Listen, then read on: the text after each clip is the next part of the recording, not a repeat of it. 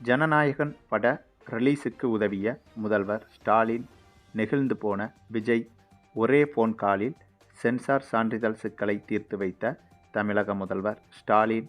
முதல்வர் ஸ்டாலினுக்கு நன்றி சொன்ன விஜய், சற்று முன் தமிழக அரசியலில் ஏற்பட்ட பெரும் பரபரப்பு. அதாவது, தமிழக அரசியலை பொறுத்தவரையில் இப்போது தினந்தோறும் பல கட்ட நகர்வுகளை சந்தித்து வருகிறது தமிழக அரசியல். அதற்கு காரணம், தமிழகத்தில் சட்டமன்ற தேர்தல் இன்னும் 3-4 மாதங்களில் நெருங்கிவிட்டது. இதன் காரணமாக கூட்டணி அறிவிப்புகள், கூட்டணி முடிவுகள், கூட்டணி பிளவுகள் என பல கட்டங்களாக தினந்தோறும் தமிழக அரசியலில் பல முடிவுகள் எடுக்கப்பட்டு வருகிறது. அதிலும் குறிப்பாக இந்த தேர்தலில் நடிகர் விஜய் தொடங்கிய கட்சியான தமிழக வெற்றிக் கழக கட்சியும் போட்டியில் இறங்கிவிட்டது. இந்த விஷயம்தான் இந்த தேர்தலை இன்னும் கூடுதல் எதிர்பார்ப்பாக மாற்றியுள்ளது. விஜயின் கட்சிக்கு ஆரம்பத்தில் சிறிதளவு வாக்குகள் என்ற கருத்துக்கள் தான் வெளியானது. ஆனால் அதற்கு பிறகு வெளியான ஒவ்வொரு கருத்து கணிப்புகளிலும் விஜய்க்கு கிடைக்கப் போகும் வாக்குகளின் எண்ணிக்கை படிப்படியாக உயர்ந்து நின்றது. குறிப்பாக தமிழகத்தில் தற்போது ஆட்சி செய்து கொண்டிருக்கும் திமுக அரசே பர்சனலாக விஜயின் கட்சிக்கு எத்தனை சதவீதம் வாக்குகள் இருக்கிறது என்ற கருத்து கணிப்பை பல கட்ட தரப்பில் நடத்தி பார்த்தது. அப்படியாக திமுக எடுத்த கருத்து கணிப்பில் விஜயின் வாக்கு சதவீதம் 20%க்கும் அதிகமாக இருப்பதை உறுதியாக காட்டிவிட்டது. இந்த விஷயம் என்பது ஆளும் அரசான திமுகவுக்கும் எதிர்க்கட்சி அரசாக இருக்கும் அதிமுகவுக்கும் மிகப்பெரிய சிக்கலை ஏற்படுத்தியது. அதனைத் தொடர்ந்து விஜயின் கட்சியில் செங்கோட்டையன் போன்ற முக்கியமான பிரமுகர்கள் இணைந்ததை தொடர்ந்து தவேகா கட்சியின் பலம் என்பது இன்னும் அதிகமாகி வருவதையும் உணர முடிகிறது. அதே சமயம் தவேகாவின் வளர்ச்சி என்பது இப்படியாக ஒரு புறம் வளர்ந்து கொண்டிருக்க, இதற்கு பதிலடி கொடுக்கும் விதமாக திமுக அரசும் கூட தற்போது சூப்பரான நடவடிக்கைகளை எடுத்து வருகிறது. விஜய் கட்சி தொடங்கியதற்கு பிறகு சிறுபான்மையினர் ஓட்டு என்பது திமுகவிலிருந்து சிறிது விஜய்க்கு செல்லும் என எதிர்பார்க்கப்பட்ட நிலையில், அதை முறியடிக்கும் விதமாக தற்போது பொங்கல் பரிசாக ரூபாய் 3000 அறிவித்து மாஸ் காட்டியிருக்கிறது திமுக. இந்த ஒரு அறிவிப்பு என்பது திமுகவுக்கு மிகப்பெரிய பலமாக மாறியிருக்கிறது. ஏற்கனவே திமுகவை பொறுத்தவரையில் கூட்டணி என்பது அப்படியே இருக்கிறது. கூட்டணியில் எந்த பிளவும் ஏற்படவில்லை. இதுவே திமுக கட்சிக்கு மிகப்பெரிய பலமாகும். இந்த நிலையில் பொங்கல் பரிசாக ரூபாய் 3000 அறிவித்த பிறகு தற்போது எடுத்த கருத்து கணிப்புகளில் திமுகவின் வாக்கு சதவீதம் மேலும் உயர்ந்திருப்பதாக தகவல்கள் வெளியாகி வருகிறது. இந்த நிலையில்தான் தமிழக வெற்றிக் கழக கட்சி தலைவரான நடிகர் விஜய் நடித்த கடைசி படமான ஜனநாயகன் என்ற திரைப்படம் ரிலீஸ் ஆவதில் இப்போது மிகப்பெரிய சிக்கல் ஏற்பட்டுள்ளது. இப்படி ஒரு பிரச்சனைக்கு திமுக அரசு கொடுக்கும் அழுத்தம்தான் காரணம் என்ற விவாதங்களும் எழுந்து வந்தது. இந்த ஜனநாயகன் படம் ரிலீஸ் ஆவதில் சென்சார் போர்டு தரப்பு தடை விதித்து வந்தது. இதற்கு பல காரணங்களும் சொல்லப்பட்டது. 15 நாட்களுக்கு முன்பே சென்சார் போர்டு தரப்புக்கு ஜனநாயகன் படம் காண்பிக்கப்பட்டு விட்டது. ஆனால் இந்த சென்சார் போர்டு தரப்போ ஜனநாயகன் படத்தை பார்த்துவிட்டு சில குறைகள் இருப்பதாக சொல்லி அதை சரி செய்து மீண்டும் காட்ட சொல்லி, பின்னர் அதையும் பார்த்துவிட்டு பிரச்சனை ஏதுமில்லை, உங்களுக்கு விரைவில் சான்றிதழ் கொடுத்து விடலாம் என்று சென்சார் போர்டு தரப்பு ஜனநாயகன் படக்குழுவிடம் கூறியிருக்கிறது.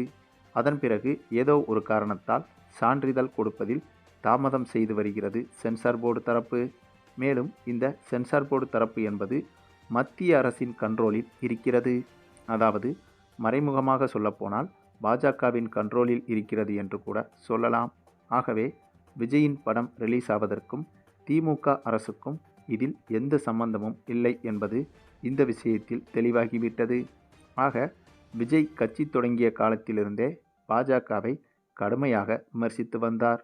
ஆகையால் அதற்கு பழிவாங்கும் விதமாகத்தான் பாஜக தரப்பு சென்சார் போர்டு மூலமாக இப்போது விஜயின் ஜனநாயகன் படத்துக்கு தடை செய்து வருகிறதா என்ற கேள்விகளும் எழுந்து வந்தது. அதே சமயம் சென்சார் போர்டு தரப்பு சான்றிதழ் கொடுத்துவிடும் என்று முடிவு செய்து ஜனநாயகன் படத்திற்கு ரிசர்வேஷன் டிக்கெட் என்பது ஓப்பனாகி பல டிக்கெட்டுகள் விற்றும் தீர்ந்துவிட்டது. இந்த நிலையில்தான் திடீரென இப்படி ஒரு தடையை சென்சார் போர்டு தரப்பு அறிவித்ததிலிருந்து ஜனநாயகன் படக்குழு என்ன செய்வது என்று தெரியாமல் இருந்து வந்தது.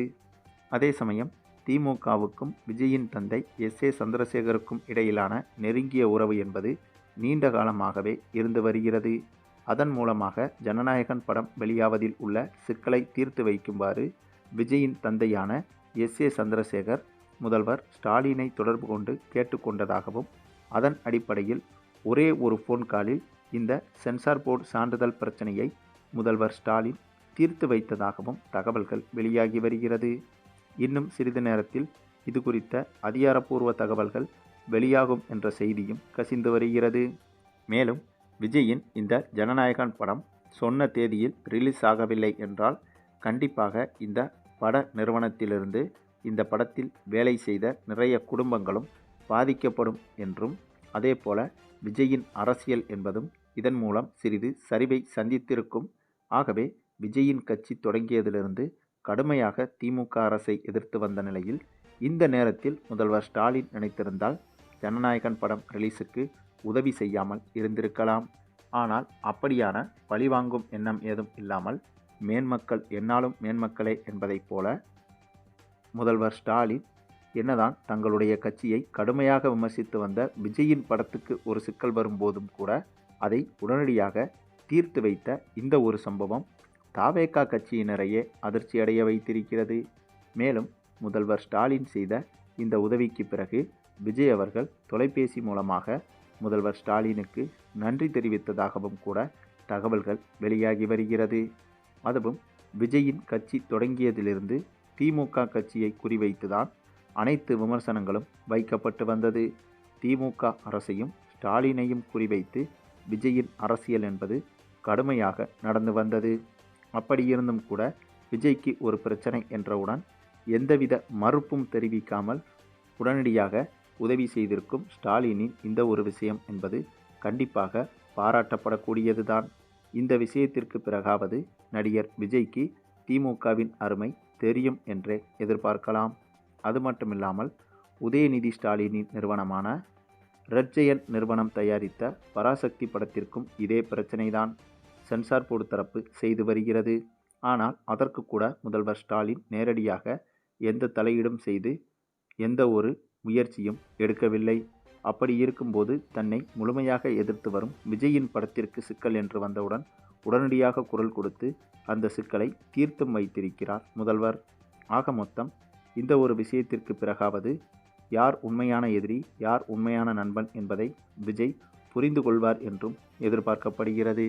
விஜயின் கட்சிக்கு எந்த பிரச்சனை வந்தாலும், விஜயின் படம் ரிலீஸ் ஆவதில் எந்த பிரச்சனை வந்தாலும், இப்படியாக விஜய்க்கு எந்த ஒரு பிரச்சனை வந்தாலும் அதற்கு காரணம் திமுக தான் என்று விஜய் கட்சியினர் கூறி வருவதை வழக்கமாக வைத்திருந்தனர். ஆனால் இப்போது விஜய்க்கும் ஸ்டாலினுக்கும் மொத்த எதிரியாக பாஜகவின் மத்திய அரசுதான் செயல்பட்டு வருகிறது என்பதை இந்த ஒரு பிரச்சனை மூலமாகவும் புரிந்து கொள்ள முடியும். ஆக இதற்கு பிறகாவது தாவேகா கட்சி தலைவரும் தாவேகா கட்சி தொண்டர்களும் உண்மை நிலவரத்தை புரிந்து செயல்படுவார்களா என்பதை பொறுத்திருந்துதான் பார்க்க வேண்டும். சரி, நீங்கள் சொல்லுங்கள். விஜய் படத்துக்கு பிரச்சனை என்றவுடன் பகை என்பதை துளி கூட நினைக்காமல் உடனே உதவி செய்த முதல்வர் ஸ்டாலினின் இந்த ஒரு செயலை பற்றியும், இதற்கு பிறகாவது விஜயின் அரசியல் என்பது திமுகவுக்கு ஆதரவாக இருக்குமா என்பதை பற்றியும் உங்களுடைய கருத்துக்களையும் கமெண்டில் தெரிவிங்க. மேலும் இந்த வீடியோ பிடிச்சிருந்தா லைக் பண்ணுங்கள், மற்ற அனைவருக்கும் ஷேர் பண்ணுங்கள், மறக்காமல் நம்ம சேனலை சப்ஸ்கிரைப் பண்ணுங்கள்.